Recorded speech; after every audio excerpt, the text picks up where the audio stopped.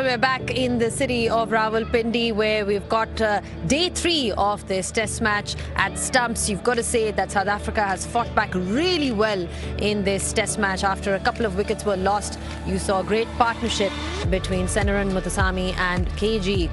And that's how South Africa were pulled out for 404. You saw a lot of fight, grit and defiance overall from this South African side.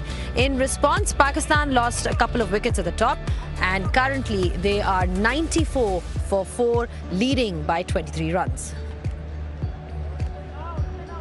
Well, it's been a stunning performance by South Africa in this test match on day 3. We've got to see everything that you want to see a touring team come and sort of see that fight from them and really play like champions. So we've got a very, very special guest here with us who's done really well on this tour, not just with the ball, but he's shown us what he can do with the bat as well. We're talking about Senaran Muthusamy, who joined us alongside Shaun Pollock. Thank you so much, Senaran. We keep calling you here because you keep performing. At that point, obviously in that last test match, it was all about your bowling. But just with the bat, tell us a little about the pressure that you came in. There were a couple of wickets that fell. What were you thinking? What was your thought process coming into that innings? Yeah, thank you, Zainab. I think just for me, it's just to be able to contribute positively towards the team and to help the team where I can in all 3 disciplines. We were in a spot of bother this morning. We lost a couple of wickets early, but thankfully we had some good resilience and some good partnerships to just extend that phase of the game and take us ahead, which was key. Just in terms of what your plan was against the spinners, when you came out there and you had a feel of those conditions, I mean, what were you thinking in terms of how you're going to pace your innings? Yeah, I think initially it was just to give myself a chance to see how the ball was reacting in that innings, and then to just trust my instincts and go from then, just commit fully to whatever I did, and then to enjoy it and really just try get the team into a good space. You also had a great partnership with KG out there, and we've mentioned in the green room, Mr. Pollock mentioned that he is the Brian Lara of South Africa. We saw a bit of fight from him. I mean, we've seen that against Pakistan in Centurion. We've seen that from him, that he can definitely bat. What was the conversation between you guys when that partnership was going on? Yeah, initially he came out and said that I must farm strike. Then I think it was probably, I felt like he was probably more comfortable against the ball spinning in, but I think after the first couple overs, I think he hit a few absolutely cleanly, and from then it was just to trust it and to just try to get as many runs as we could in that first innings, and get ahead. And man, he hit some stunning shots. I think, that was a hell of a innings, that. Yeah, both of Keshav and KG, when they came to the crease, were looking to be positive. I was sitting up in the commentary box going, okay, it's fine being positive, but stick around for Sen. He's going well, and he's going to try and get himself 100. At one stage there, did you think, I must change my game plan? When KJ got to a half century, he'd got his milestone. Did you think, okay, maybe I need to be a bit more aggressive to see if I can pick up boundaries, see if I can get my 3-figure scores? It was just about continuing the partnership. Yeah, I think I kind of had a process on that wicket, so I was trying to follow that, and the way KG was playing, I almost then was the supporting act, because that was incredible. He's leading. No, exactly. He was just he was going with it. He was seeing it, and he was reacting really well to the ball. And I think he's such a sweet striker of a cricket ball. He had some exemplary shots, and it was fantastic. Must have been some interesting conversations between overs there with KG. Yeah, here and there, especially when we had a bit of time during drinks and a couple of breaks. But yeah, he was in a great space, and yeah, that was really special. What did he salute for when he got to 30? What was that about? Did the team say he couldn't get to 30 or something? I think it was the dugout. I think he had some banter with the boys there down at the bottom. I actually didn't ask him, it went over my head, but I will. When I get back to the change room after this, I'll definitely see what is going on there. But just in terms of conditions then, very different to what we've seen in Lahore. But Pakistan is obviously batting right now. What did you make of the conditions? Was it easy to bat? I mean, just in terms of, was it a case of defending? Was it a case of really going? How do you approach these conditions as a batter? Yeah, for me it was just to trust myself, trust my defence and trust my attacking options, and then to commit to it fully. I think there has been a little bit less turn so far, I think, over this first half of the game as opposed to Lahore. I don't know the exact data, I haven't quite checked it out yet, but just from batting out there and bowling, the general feel is you've got to be a little bit more patient as a spinner and that sort of thing. But yeah, it's a good challenge. I think any time that we get a chance, Polly would know, any chance we get to tour the subcontinent, it's a great challenge, and we really look forward to it. A brilliant start with the ball. Were you surprised a little bit in the first innings how little you bowled? No, because I think just the way the situation of the game was, and the way the pitch reacted, I think Harmy and Kirsch did a really good job for us. And yeah, I think maybe on a different day I might have bowled a few more overs, but we're not talking much. I think it's much of a muchness. And like I say, I just try to do my best with whatever role I get. You know, I think my role was such in that first Test match that I got to bowl more. In this game, I had more responsibility with the bat, and yeah, and I just tried to do my best.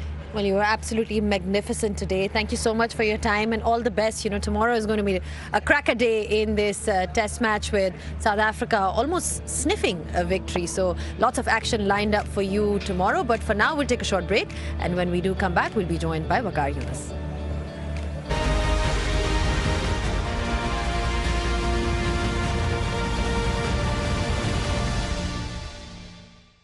Well, it's been a comeback of sorts by South Africa. Pakistan are leading by 23 runs, but South Africa will be hoping to get those 6 wickets early tomorrow. So plenty to look forward to, but we're just sort of looking back at what happened today, and we've been joined by Waqar Younis. Waqar, Pakistan had an advantage at the top when they got those early wickets, but they managed to lose that control and give momentum to South Africa. Where do you think things went wrong for them today? You said in the start that great comeback. It's a bit more than that. I think they played some quality cricket, South Africans, and put Pakistan under pressure from the word go. I think the first hour belongs to Pakistan, where they picked up 3 wickets for not much, only 36 runs they gave away. But it's just that, you know, the last 2 wickets, very, very painful for Pakistan, and the runs came. Just have a look at those numbers: 25.3 overs, 119 runs, 4.67. That's where Pakistan, were behind the game, and then it was just catching, and nothing worked. They were tired bodies. They were just hoping against the hope that they might pick up a wicket, but there was no real purpose. There was no real what should I say, plan to sort of get those wickets, and had to pay for it now. I mean, Pakistan way behind in this game now. To come back tomorrow and do something special to get back. Right. And also that scoring rate, when you look at the amount of runs, the 4.5, I mean, it's very clear, Polly, I mean, that the approach from South Africa was very much positive. Like, we got to see some really good cricket from them. Yeah, it was positive, but it wasn't reckless. And, we touched on that graphic the other night where Pakistan had lost all those wickets, like 17 for 5, 17 for 6, 17 for 5. And this just shows you what contribution you can make as a team if you just apply yourself down the order. And that bottom 4 for South Africa were fantastic. I mean, to put on over 100 for that 11th or 10th wicket partnership just shows you what contribution they can make. And then from being behind the 8 ball, thinking that they were going to give a deficit on the first innings, they take a lead into the second innings and pick up 4 wickets before Pakistan go past. So those have major impacts on the game, and that's where sometimes people go, oh, well, that's the way I play. No, you have to play yourself. You have to understand how important the little spells can be. And also, Waqar touched on it, you get tired in Test cricket. It's a mental game, a physical game, where if you keep a team out there for a long period of it, they start to make mistakes. They start to give you worse deliveries, and you can put pressure and make them pay. And that's what South Africa did. So nicely poised. South Africa have got to be comfortable now, thinking that they've got 4 wickets in hand. But the way Bubba played, you know that Pakistan aren't going to lie down, and there's still a chance. And whatever you have to chase is still going to be quite difficult on that surface. And one could sense it when they came to bat. You could tell that, they look tired, they look worried, and Pakistan are going to lose wickets. We all knew it in the com box, the way they came and the way they approached the game, and it was no surprise for me, because they were tired, mentally tired, and bodies were tired. So yeah, and on the other side, if South Africa had a deficit and they'd come out, they would have been, oh, okay, now we have to try and do it. They were so buoyed. I mean, you could see the dressing room when KG was getting his runs. Everyone was standing up and clapping and laughing and giggling. It just creates that wonderful vibe, and that's what they brought back onto the field, got wickets. Okay, captain's hat. When there is a partnership in the opposition, you're seeing such a big partnership being built, what can you do as captain, or what would you have liked to see? Do you think Shan Masood could have done anything differently with the bowlers' utilization or the field? I mean, there's so many aspects to it. Look, I don't think he could have done much. You know, all you can do different. If I would have was a captain out there, I would have just asked my bowlers to bowl one side of the pitch and try to cramp them rather than just pushing all the fielders back on the boundary and that hoping that one will go in the air and will pick up a wicket. It was all about, you know, putting the batters under pressure. They were not a top order batters. You know, you just bowl with the plan a little bit. I thought the plan was missing. You know, fielders were all pushed back very early. You know, you bring them in, you said, okay, if you want to hit for 6, just go for it and take a punt, take a chance. I don't think the chances were taken, enough chances were taken to pick up wickets. I thought at one stage they had a field set for Muthusamy. I think when Shah Afridi was bowling, they had 3 men on the leg side. And he could only score in that area. And he could only kind of chip it in the air.